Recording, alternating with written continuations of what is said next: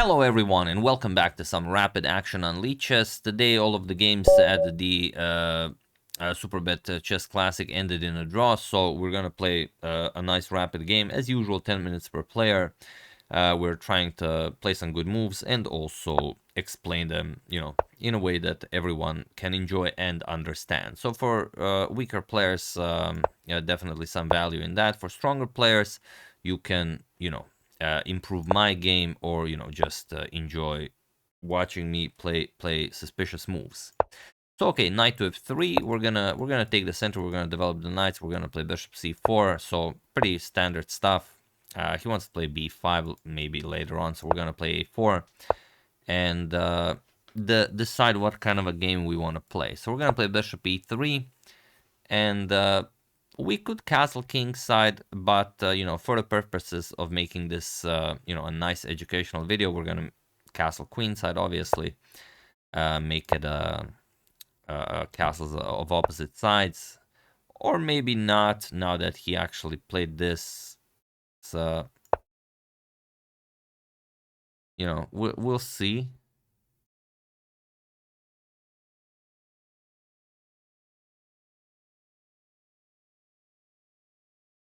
So it's not unnatural for knight g4 to go after the bishop. Then he can even further harass it. We're gonna play bishop back to b3. So we have this a5 move later on if we need it.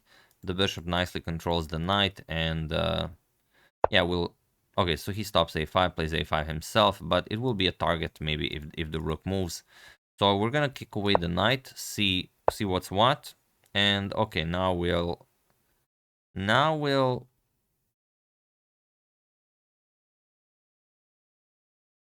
yeah, he's attacking here. That's perfectly fine. Yeah, we'll go bishop h6. My king is still in the center of the board, yes, but I'm still deciding where to go. We'll see. If I like what's happening on the king side, I might go queen side. If not, I'm gonna go king side as well. All depends on if he manages to do something on the queen side. If I castle queen side prematurely, he's gonna move the knight, play b5, and then I'm gonna be under a lot of pressure. And okay, he plays c. Okay, very nice. King captures, and now we go what? Yeah, the knight here has control over c4, but I don't think he's ever interested in playing that. If he is, that knight will be, on b6 for a very long time. So still not castling, waiting to see what he does. If h5 is allowed, we might even sacrifice the exchange to open up the black king, but we'll see. First we should maybe somehow get more pieces into the game. Like if he plays something like e6, maybe, but we'll see. Yeah, so he will stop it. Of course, we're gonna get a knight to g5. Not right away, but even right away is fine. Yeah, even right away is fine.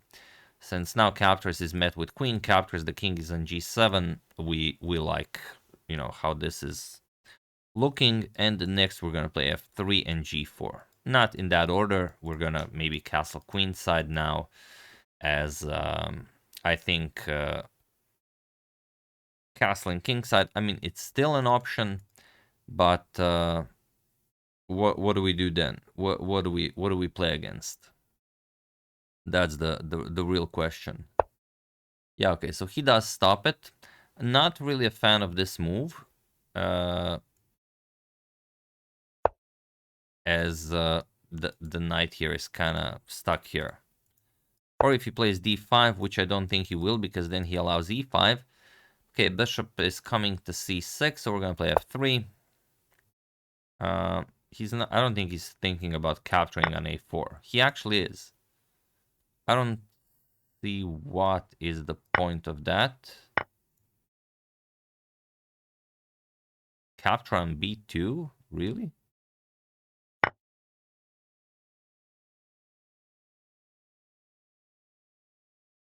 Huh. Yeah, he can capture on b2, sure. But bishop captures on f7 is a move. Definitely. Definitely a move, and one very, very hard to counter. 96 is coming, and that will hurt a lot. It's okay, we probably misplayed this a whole lot at some point during the game, but yeah, I thought maybe, you know, just waiting and see what happens before deciding where to go will give me maybe an important tempo. We were able to, you know, have a position where we didn't really have anything to worry about, or maybe we did, it's just that, you know, my opponent and I did not figure it out. Okay, so queen to b6 is what? He wants, of course, 96 to be met with king captures, and then, well, of course, who wouldn't do that? We're just gonna play bishop to b3, and the knight is not in the best spot, and also knight to e6 now is a threat. Okay, so I don't think that is ever something to be worried about.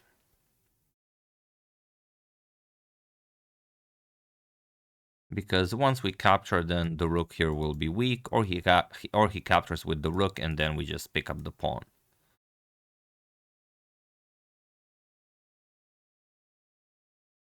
So, yeah, I don't think that's really relevant.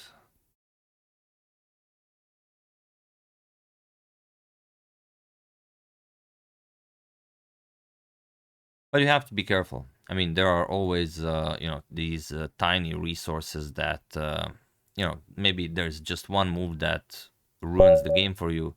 Okay, so he resigns. We're gonna check out what happened.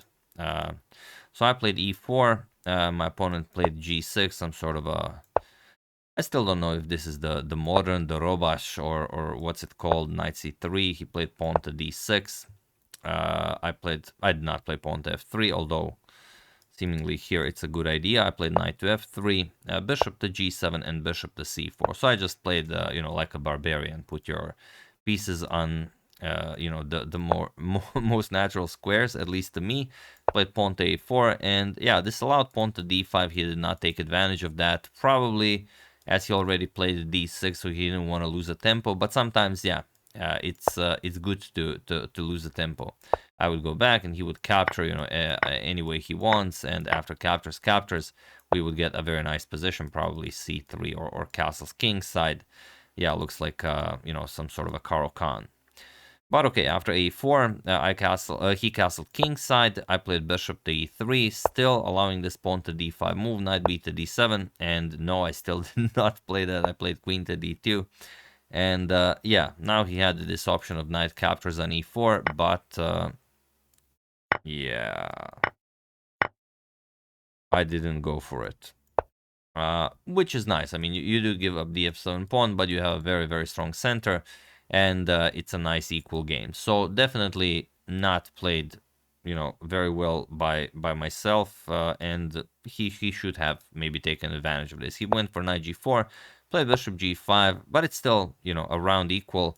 Played knight b6, I played bishop b3, and he stopped my a5 with pawn to a5. I kicked away the knight, pawn to h3, knight to f6, and now I play bishop to h6. Okay, so now we're on the right track. A little bit of advantage for us, but you know, still within playable. Still within playable. And the move d5, the move that we discussed to allow e5, is obviously the best thing to do for black. It's not nice, but yeah, okay, you get some counterplay later on with pawn to f6. But he played pawn to c5, and now we played bishop captures on g7, king captures, and I played pawn to h4, which obviously is not the best idea. Best is to capture, and after captures play queen e3 and bring the rook to d1. Okay, I played pawn to h4. Like I said, my barbarian brain is looking at that pawn to h5, and I cannot not play it. So he played pawn to h5, and now I played knight to g5. He played pawn to c4, bishop to a2, And now he played bishop to d7. Okay, I played pawn to f3. And now he should continue with rook to c8. But he decided to go for this bishop captures on a4 plan, which I wasn't really, too happy about for him. And here he played knight captures on b2, which loses the game tactically. I played bishop captures on f7, queen to b6, and now bishop to a2, says our good friend the engine. I played bishop to b3, which is a little bit weaker due to rook f to c8. Okay, so he can just, get the rook out of the way. That way. Okay, and then when I attack the knight, he can just escape with knight c4. So yeah, definitely could have played that. But no, a4, the engine now says even stronger.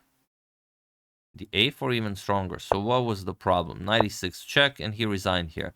Okay, he could have continued the game. He objectively, he is probably lost. Because I will capture the rook. Like we said, this rook has to go, and now I can't capture the bishop.